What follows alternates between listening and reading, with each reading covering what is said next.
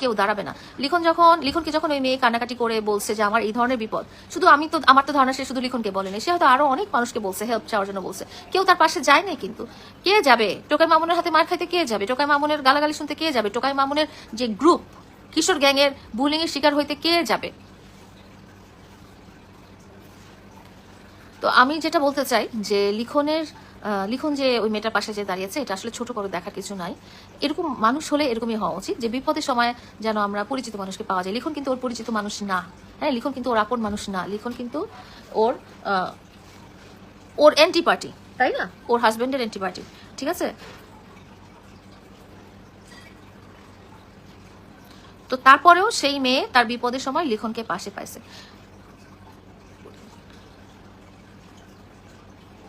লিখন মেবি একটু অন্যরকম ভাবে চলাচল করে, অন্যরকম ভাবে তার স্টাইল, বা সে হয়তো একটু মেইলি স্বভাবের মতো নরম সফট, কিন্তু by heart he is good human. হ্যাঁ, সে খুব ভালো, এবং সে যাকে ভালোবাসে তার জন্য জীবনটাও দিয়ে ভালোবাসে। ওই যে আমি যে কথা বললাম যে টোকাই মামুনের স্ত্রীর কিন্তু সে বন্ধু না, টোকাই মামুনের স্ত্রীর কিন্তু সে পরিচিত জন না। তো মামুনের স্ত্রীর পরিচিত পরিজন না, তারপরে বন্ধু বান্ধব না, এরকম না হয়েও মামুনের স্ত্রী যখন তার কাছে হেল্প চেয়েছে, তখন কিন্তু আপনি কেউ যায় নাই, তখন ওই লিখনই কিন্তু গেছে, কারণ মেয়েটা কান্নাকাটি করে তার কাছে হেল্প চাইছে।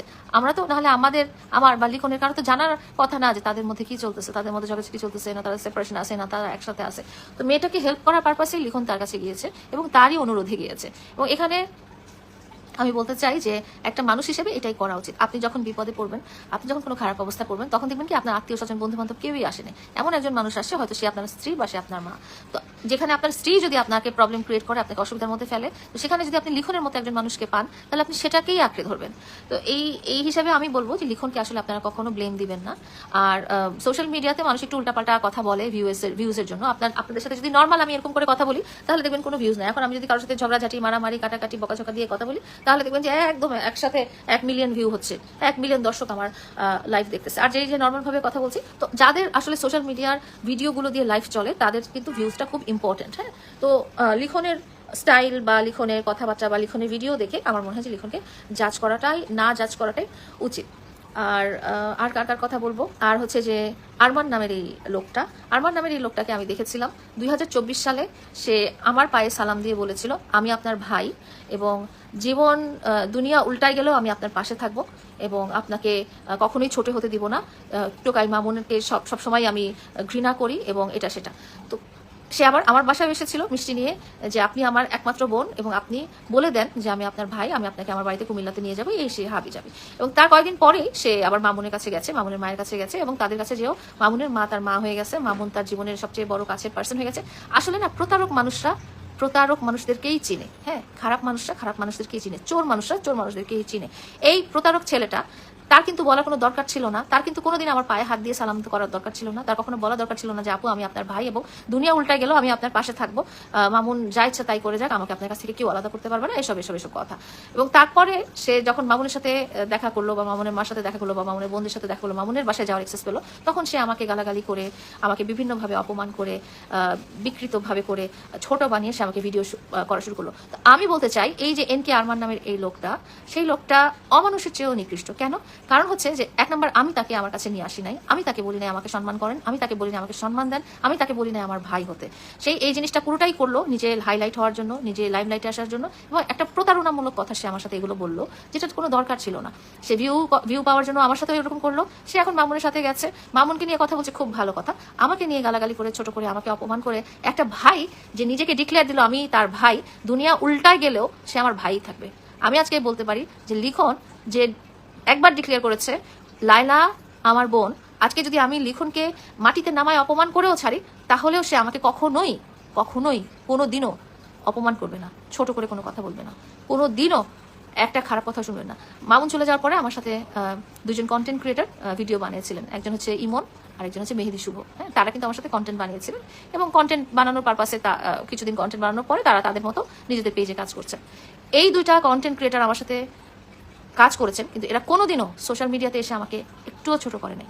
কারণ তারা আমাকে সম্মানের জায়গা দিয়েছে, আমি তাদেরকে সম্মানের জায়গা দিয়েছি। আমি হয়তো তাদের কাছে পছন্দনীয় নাও হতে পারি, তারা হয়তো আমার কাছে ওরকম ডিস্টেন্সেই থাকতে পারে, আমি হয়তো তাদেরকে আপন ভাই মনে করে নাও রাখতে পারি, কন্টেন্ট ক্রিয়েটার হিসেবেই রেখেছি। কিন্তু আজ পর্যন্ত কখনো দেখবেন না, আজকে 2টা বছর হয়ে গেছে, এই দুইটা মানুষ কোনোদিনও আমার নামে একটা খারাপ কথা সোশ্যাল মিডিয়াতে এসে বলেছে।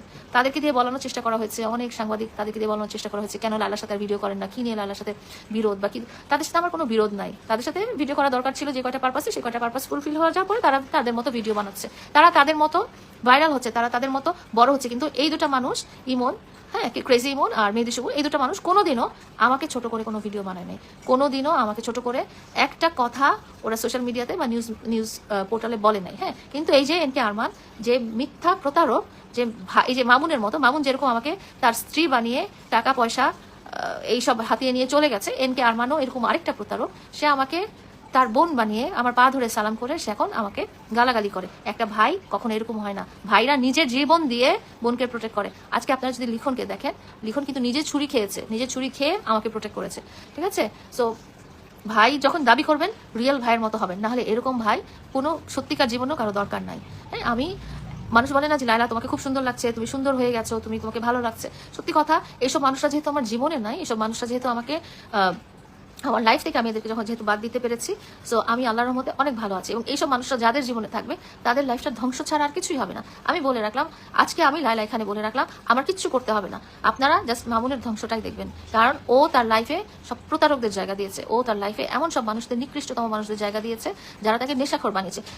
যেই পুরুষের জীবনসঙ্গী, যেই পুরুষের স্ত্রী তার সাথে একসাথে বসে নেশা করে, তাকে আপনারা কখনোই ভালো বলতে পারেন না, তাকে জীবন ধ্বংসকারী, তার সাথে কোনোদিন ভালোবাসা হয় না। হ্যাঁ, আপনাদের ভাইবে মিলে যায়, আপনি হয়তো বলতে পারেন যে আপনাকে আমি ওর সাথে নেশা করি, এটা করি, সেটা করি, আমার ভাইবে মিলে যায়। এই ভাইবে মিলা সারা জীবন না, ঠিক আছে? জীবন কিন্তু এত ছোট না এবং জীবন কিন্তু এতটা স্মুথ না। জীবনের রিয়ালিটি যখন আপনাদের সামনে আসবে তখন আপনারা বুঝতে পারবেন। যাই হোক, আরো অনেক কথা আছে, পরে বলবো।